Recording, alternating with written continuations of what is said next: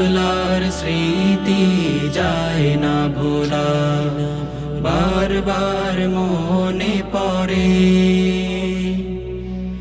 আধার রাতের নির্মমতার অশ্রু আজও ঝরে।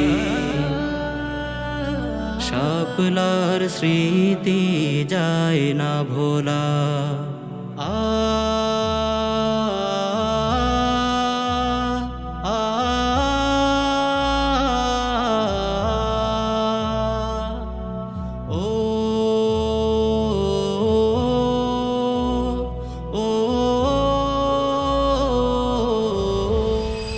2013 সালের 6 এপ্রিল বাংলাদেশের রাজধানী ঢাকার শাপলা চত্বর কেন্দ্রিক লং মার্চ পরিচালিত হয়।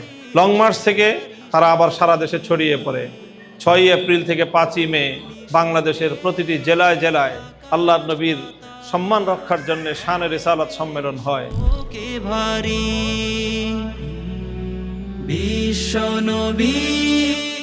শাপলা চত্বরে জমায়েত হওয়া প্রতিটি মর্দে মুমিনের মূল ইচ্ছা এবং আকাঙ্ক্ষা ছিল যে আল্লাহর নবীর ইজ্জতের নিরাপত্তা প্রতিষ্ঠিত হবে বাংলাদেশে। আকাশ বাতাস হয় যে শোকে ভারী, সেদিন মুমিন গুলির মুখে জীবন বাজি ধরে।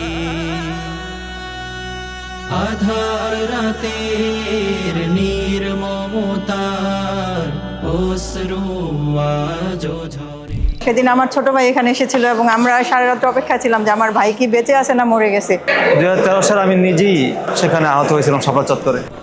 মনে পড়ে আধার রাতের নির্মমতা।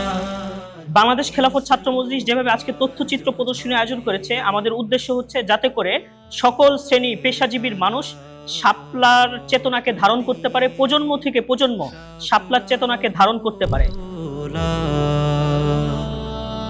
বাংলার মুমিন সেই ইতিহাস বইবে। 13 দফার অন্যতম দাবি ছিল কাদিয়ানীদের অমুসলিম ঘোষণা করা, কিন্তু দেশের 70% মানুষের সেই দাবি আজও পূরণ হয়নি। আমরা রাষ্ট্রের কাছে দেশের 70% মানুষের আবেদন পূরণের জোর দাবি জানাচ্ছি। বাংলার মুমিন সেই ইতিহাস বইবে চিরকাল।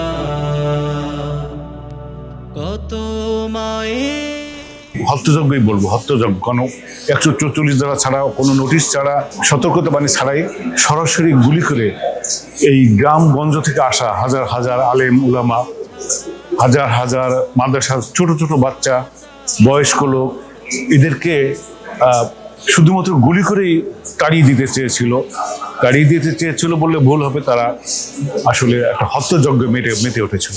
2013 সালে শাপলা চত্বর আন্দোলনে অংশগ্রহণকারীদের মধ্যে 70% ছিল সাধারণ মানুষ এবং 30% মানুষ ছিল কওমি মাদ্রাসা ভিত্তিক ধর্মীয় ব্যক্তিবর্গ।